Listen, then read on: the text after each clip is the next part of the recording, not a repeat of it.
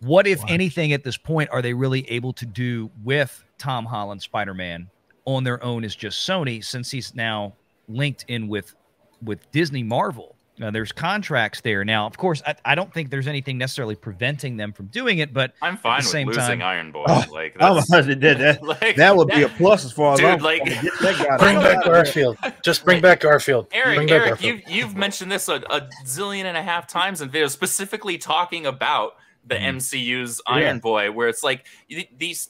And it's what I was talking about earlier. These creatives in the industry don't actually know these characters. They think it's enough to just slap the name on them, give them the same powers, and there you go. That it's handled. It's the same character. No, it's not. It was the same thing with the Flash. Okay, he can run fast. He's got the lightning bolt on his chest. I'm sorry, that's not Barry Allen. That's not enough to make it the character. So, yeah, by all means, toss Holland. I don't care.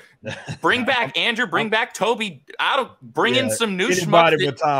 Dude, like, I'm sorry. Get him out of here. He's not Peter Parker. I don't know who the hell he is. He's Iron Boy Jr., but he's not. he ain't Peter Parker. So that would be a plus for them to, if they, with Sony maintaining those rights on a serious note, to really do something with that character. Because look, they have.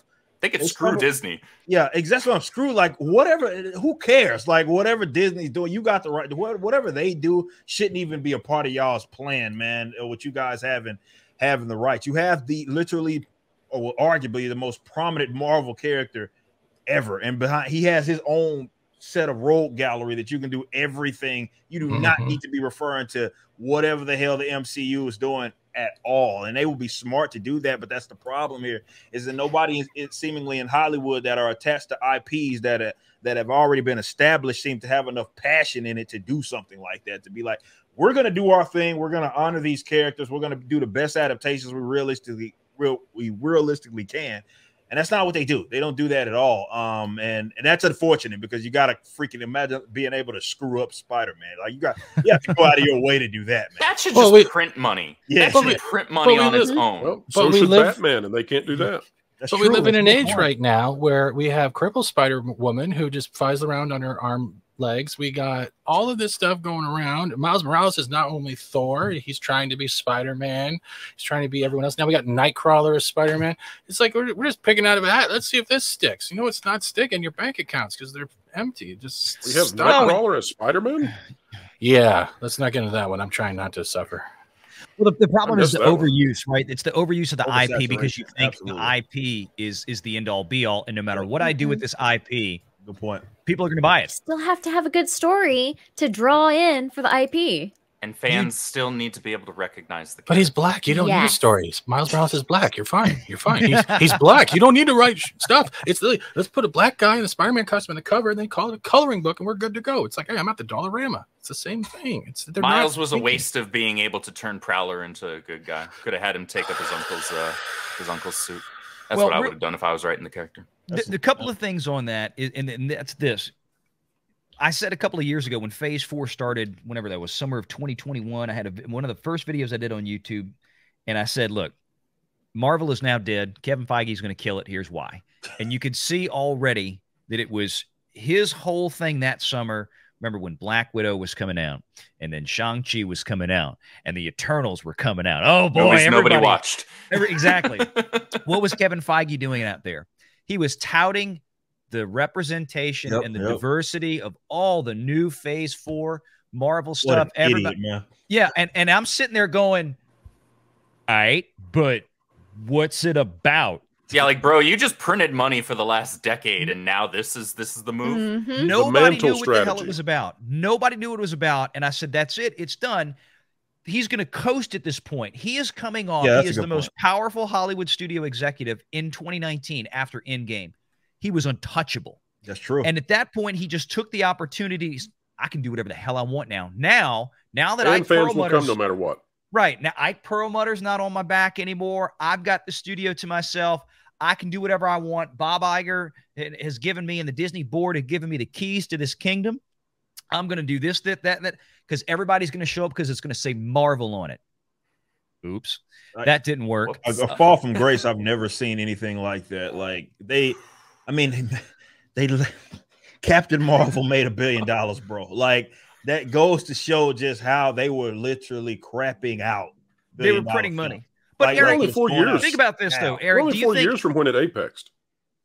Yeah, It's huge. 4 years ago, and we're here now. That's where not it's even a that mockery. long ago, right? That's not that long ago, really. No, and it's a mockery now. That's how stark of a drop it was. yeah. Yeah. Any movie. Tony Stark died, and then they had a really stark drop in profitability on the That was brand. it. That's what happened. Think about any movie that could have been injected into that slot that was 3 months before Endgame came out. And I've made this joke before. I Should said have been Black Widow. They could have had a 2 hours of footage of a dead squirrel lying on my front lawn, and people would have paid $1 billion to go see it. I did. You got to see it before you see Endgame. One of my classic videos is me talking about how she's the most unique shoehorn in like the Marvel Cinematic Universe. Considering they were smart enough, he was at least smart enough to know that everybody's waiting for this, and then they're presenting this character as if they're gonna be like a game changer, right? We're telling a story in the past, so you had to see it in order to understand what was going to happen in Endgame. Was how they presented it, for sure, and that's what got butts in the seat. But that also to me was the first kind of like red flag. Like, what are you doing? Like, nobody asked for this, and is one of the most unlikable characters in the comic books. What makes you think that they're going to be land like in a live action sense? There's no way that was going to happen. And then you saw the slate. We're going like for the Eternals, and it's like, who the hell asked for the Eternals? Let alone like who the hell are the Eternals? Yeah, that was my question. They had, and then they didn't have any still don't know any sack like to actually keep them who they were. Like all of them are like tokenized. Like every last one of them for the most part are like not the version that they should be. They had another opportunity too, and that was when they released their Disney Plus series. And I'm going back to WandaVision. WandaVision, they had another opportunity to go off from an Infinity War and actually make something great. They could have introduced the X-Men, Charles Xavier, gone with the House of M. They had all those opportunities there, and then they just turned around and ripped off the Superman movie fight scene, and then just went downhill. WandaVision had that promise, and somehow they just messed up. What could have been? And aren't they doing a show based on another character that's unrecognizable in Agatha? Oh, yeah. She got canceled again. Yeah. That's the one. It's funny. I remember when you put that video out, Eric, the freaking unique shoehorn of Captain Captain People. They presented it. You said it perfectly. They Oreo creamed that thing right in between the biggest cliffhanger and the biggest climax in cinematic history, and they led audiences to believe that film was going to be important. That was going to provide crucial, integral context for what was going to happen in Endgame. You know what the crucial, integral context was? You were going to feel real satisfied seeing her ass get punched literally out of the film. That was the context. That was the best I was going to part. say real quick, Andrew, you scared me for a second when you said that Oreo cream thing, and I'm like, are we talking about the movie? Are we talking about Bree and Kevin in Kevin's office? Because I don't know. Wait, you guys are wrong here. Wait, I wasn't going there with it. Hold on. You said Bree's ass. Got the movie right there, and over Scarlett Johansson, who should have had her Black Widow movie in that slot, as opposed to where it was stuck. Stupidly, but that's a story for another casting couch. Speaking of Bree's ass, that is not her ass. Remember, she had the ass double. She had a stunt. She had a stunt double for her ass. Yeah. So it wasn't even her ass. God, and it's funny, like all of a sudden they come out with the Eternals and all of these things. Like, guys, how do you screw up Angelina Jolie? You got lucky in the earlier phases. Jugs everywhere. How do you screw that up? Yeah. They got lucky in the earlier phases when they struck gold with Guardians. Like, you made Guardians work. So they're like, oh, we made C-listers we can just work. make any obscure now we can make work. Now let's grab like F-listers that even most comic book fans that have a pull list don't know who the hell they are. How do you take an actress?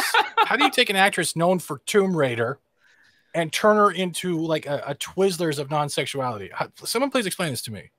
Like, those outfits were horrible. I have still avoided the Eternals and haven't. So have I. We still have an arm hanging out of Earth somewhere, and I don't know why.